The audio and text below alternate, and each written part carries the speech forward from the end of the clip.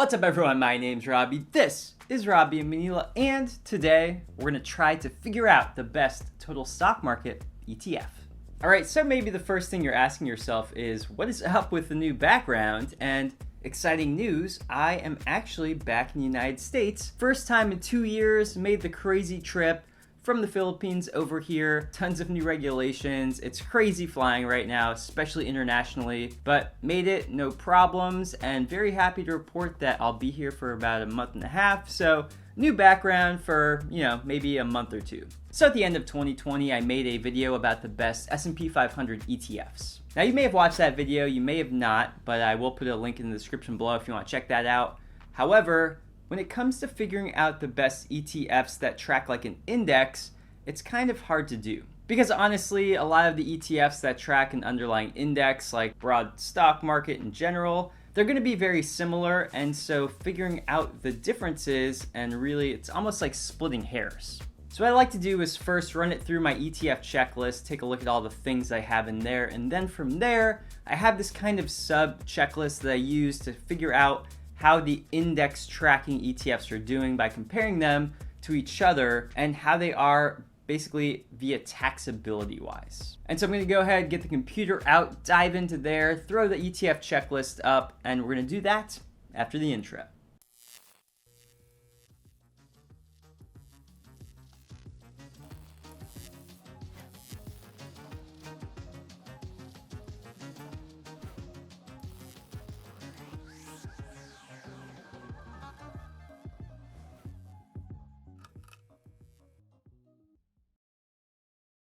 Alright, so really quick, before we move on, I want to hear from you in the comments. Let me know. I want to hear from you. Which of these do you think is the best? And am I maybe missing one of the total market funds? Just let me know. I want to hear from you. Alright, so here we have the ETF checklist. Now here are the fund companies that we're going with. We have Vanguard's VTI. We have iShares ITOT. Another iShares IWV. And we have Charles Schwab's SCHB. These are the ETFs we're going to compare. We got 4 of them. The first thing I do on my ETF checklist is I take a look at the expense ratios. I think those are always very important to look at first. Gross and net, they're both the same on all of these, and they're all pretty cheap, except the IWV is going to have a higher expense ratio, and that's why it's in yellow there.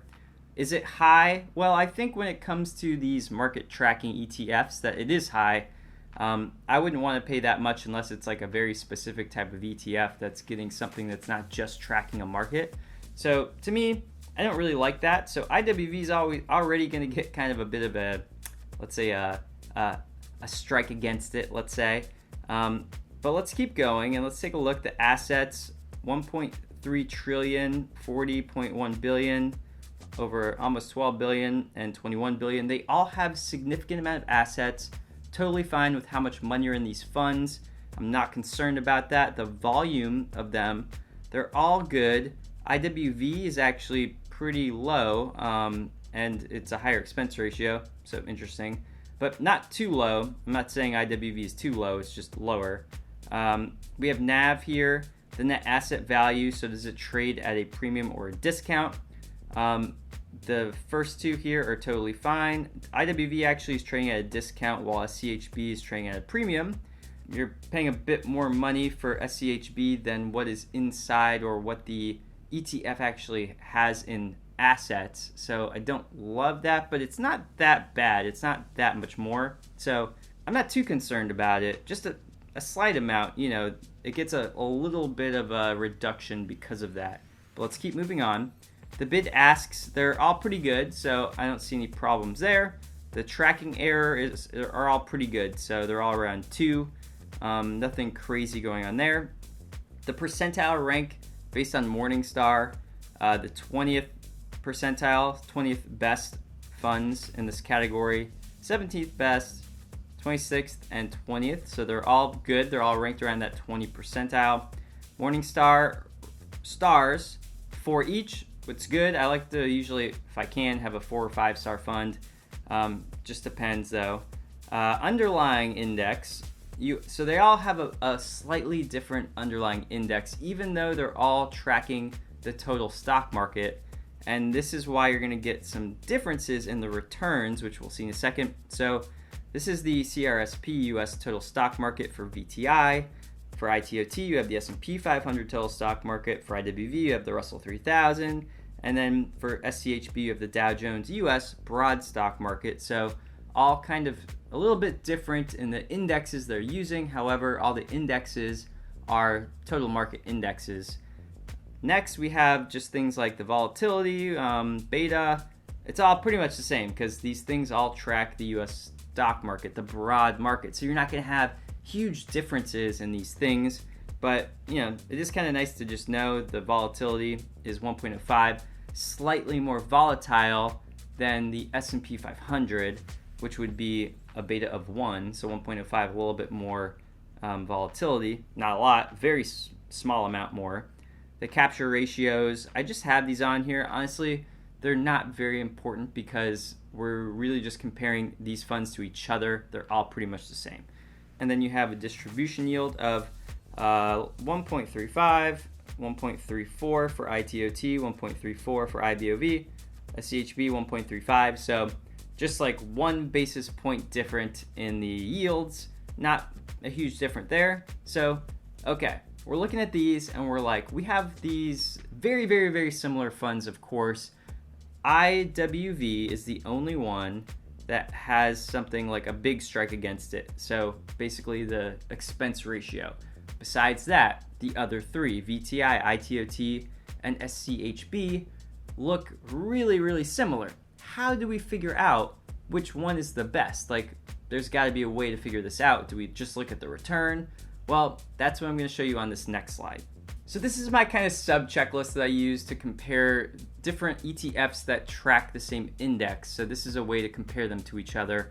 So what I do is I have to look at a few different things, and really it's about the taxable returns and of course the overall returns of these funds. First thing I look at is this, the total return before tax. So before any tax is taken out, just what is the total return of the funds?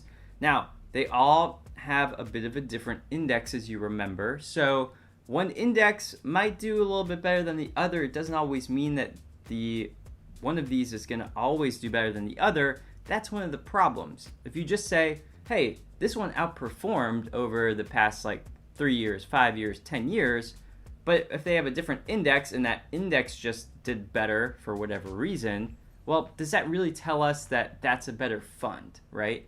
So you're not always going to compare different funds together that are supposed to do like the US total broad market, but have different index trackers. So then you got to go a bit deeper. But first, we take a look at just the total return.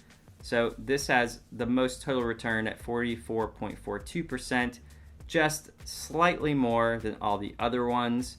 Again, they're all pretty good and they're all pretty much in the same range.